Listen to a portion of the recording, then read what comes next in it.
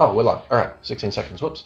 Anyway, so we're going to look at the power curve. Now, this is pretty much exactly the same as last lesson, except we're just upping it.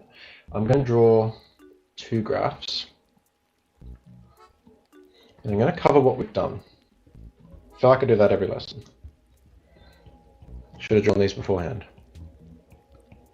Okay, first I'm going to draw, so have a look in the top left corner here. I've just got y equals x. Now, obviously we can make adjustments to that, so I can put an m next to the x and a plus c on the end, and we called that a scalar and a constant. So I'm just going to draw y equals x as this, so just recall that it's a straight line. So that's, I'm going to omit the arrows, but just imagine there's arrows on that. So that's y equals x. And then when we increase the power of x, so I'll make that 2, that's x squared, and I end up with a parabola. So I've got x squared with, let's do that here. Okay, so then I call that y equals x squared, and then I raise the power again. Okay, and that's kind of a parabola, but, well, upside down and not upside down, so like that. So we call that y equals x cubed. Now my question's going to be, what happens when I keep increasing this power? Well, this kind of comes back to that question I was asking people last lesson. It was, how come x cubed is just x squared, but this part is here? Now, I want you to think about the reason as to why that's the case. And the point I'm going to make is with x equals minus 1. So think about when x equals minus 1. If I put a minus 1 into there, what do I get? Well, I end up with positive 1, because I've got minus 1 times minus 1. So minus 1 times minus 1, and that's just plus 1. So that's why at x equals minus 1, I end up with a positive number. Now, if I think about the same point on x cubed, so x equals minus 1, then have a think about this. If I put that in there, I've got minus 1 times minus 1 times minus 1, which is minus 1. So that's why at minus 1, I end up at minus 1. A lot of minuses there. But I guess you can see why the negative exists, and it's because whenever you square something, you end up with a positive.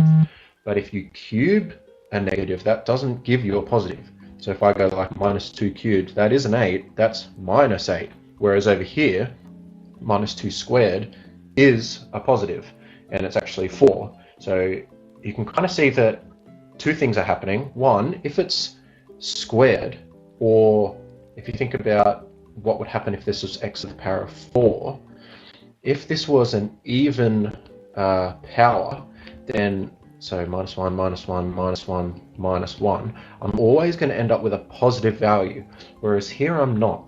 So here I'm going to end up with, and I'm going to use actual numbers, so I'll go with the 2 example. If it was this one, I've got, so minus 2 times minus 2 times minus 2, that was minus 8. Over here I've got minus 2 times minus 2, that's 4. If I were to have to the power of 4, so y equals x to the power of 4, what I'm going to have here is minus 2, minus 2, minus 2, minus 2, so that's minus 16. There's two things happening. One, when it's a positive, it's going to always be positive. Like if whatever I put into here, I'm going to end up with a positive value. When it's, did I just say positive? When this is even, I'm always going to end up with a positive. When it's odd, so 3, or even y equals x to the power of 5, my negative numbers stay negative. But also when I increase this power, so like 3 to 5, the values are getting higher quicker. So you can think of it as getting steeper quicker as well. So I know I said a lot there without drawing anything, but if I were to try and graph y equals x to the power of 4, the numbers are going to go up faster, which means it's going to be steeper. So when I draw my x to the power, whoa, what did that do? Let's do that. When I draw my x to the power of 4, it's actually going to go up a little bit steeper. So kind of like that. So that's y equals x to the power of 4.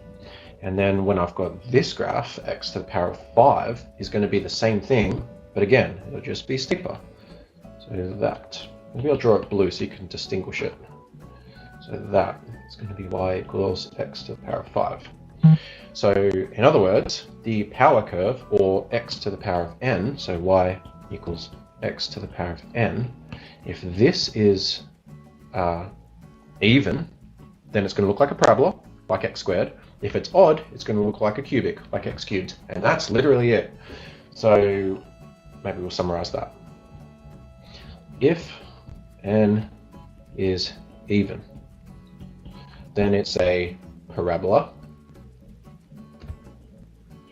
What else can I say about it? Oh yeah. If, what can I say? The bigger n, the narrower.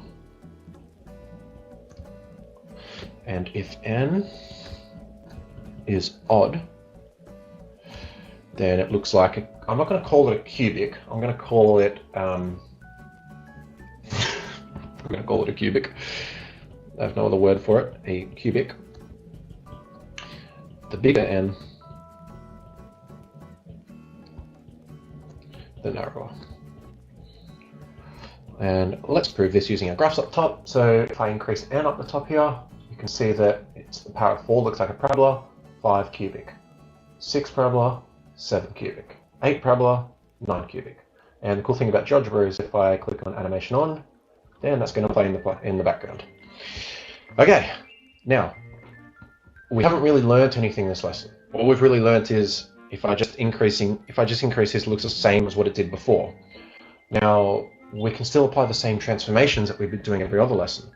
So for instance, if I've got y equals a x n plus c, then recall that this is a scalar, that is a constant, whoa, that is a power, and the same things apply. So this here is basically the y-intercept. This here tells you the gradient, and that's kind of it.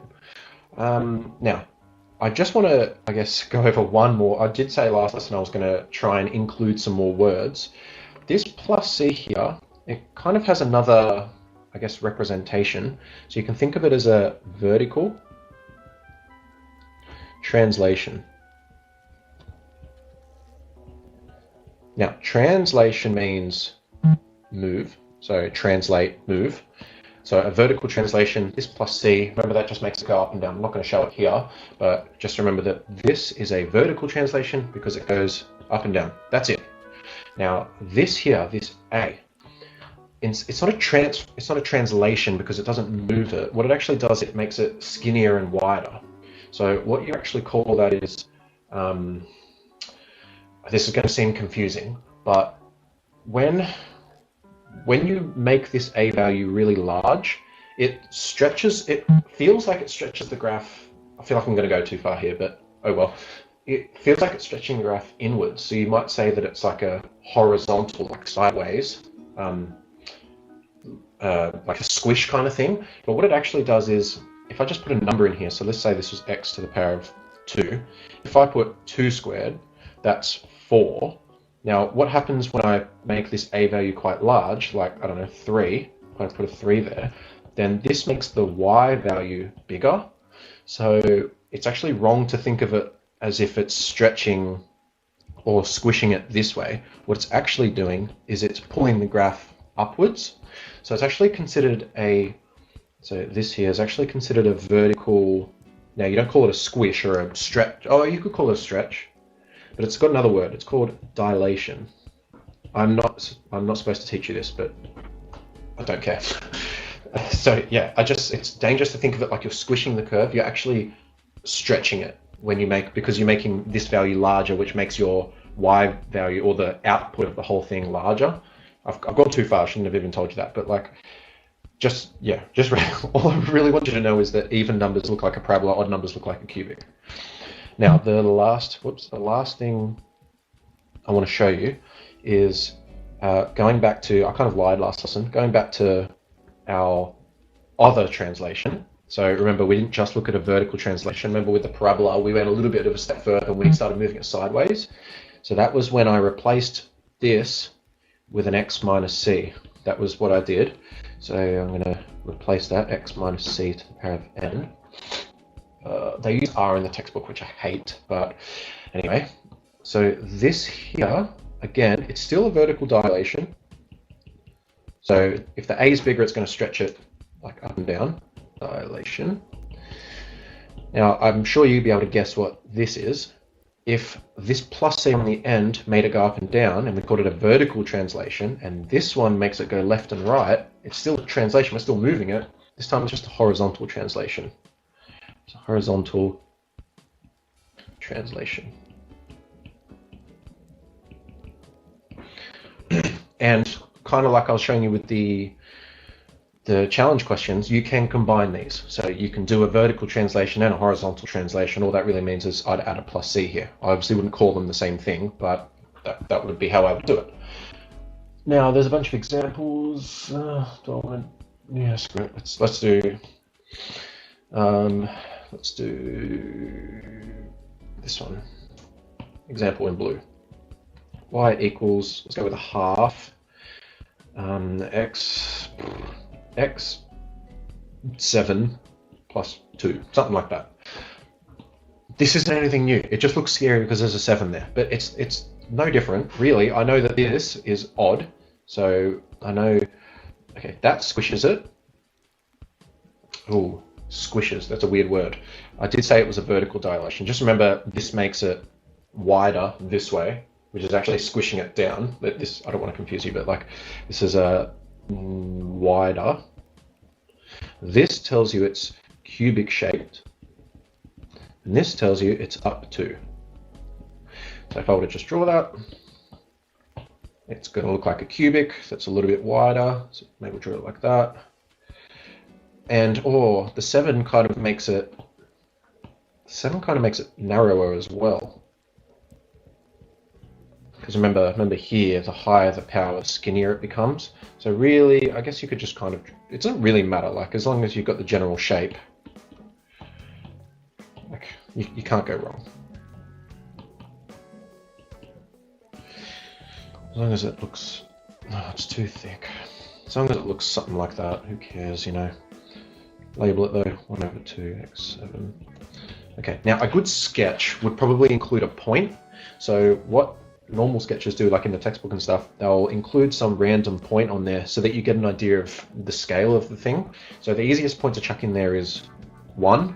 So if I substitute a 1 into here, so y equals 1/2 times 1, then I just work this out. So y is what, 1/2 plus 2, or 2.5, 2.5. So I know that that's 2.5. It just gives you an idea of the scale kind of thing.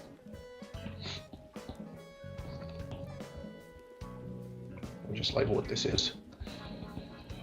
It's a bit of an aside. Okay, one more example. Y equals, let's do one where it moves left and right. Let's go 3. Let's do all 3s. No, just kidding, let's do all 6s. No, let's do all 6s. X plus 6, 6 minus 6. That's too far, isn't it? Can't do both. We'll do a challenge question at the end. That's curved. Okay. Now, what does everything tell me? This tells me it's narrower or stretches it upwards.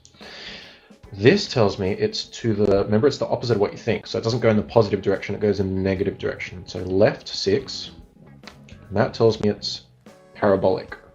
Parabola. So parabola is to the left 6, so it's going to be here, call that 6. And it's narrow and it's also skinny. Like this makes it narrower, but this makes it a little bit skinnier. So I guess we just draw it kind of like a normal parabola. Should probably chuck some arrows on there. Should probably name it. And again, you can just chuck a value on there. Sometimes people just chuck like the intercept on there. Doesn't really matter. I'm just going to put. Maybe I will put the. No. Let's just do -1. Where's -1?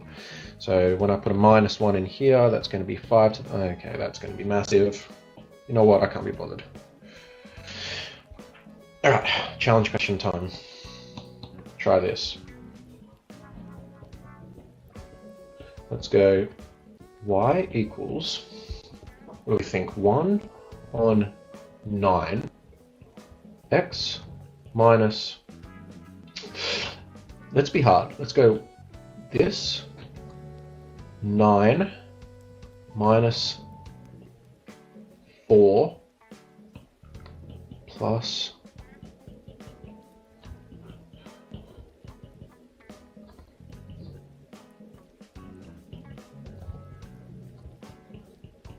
okay. I want a couple of things with this one. Draw it, x-intercept, y-intercept, and then give me the point when x equals 1. So the point on the graph when x equals 1. But yeah, that's kind of it. It's just looking at the power curve, which is just every other curve that we've looked at.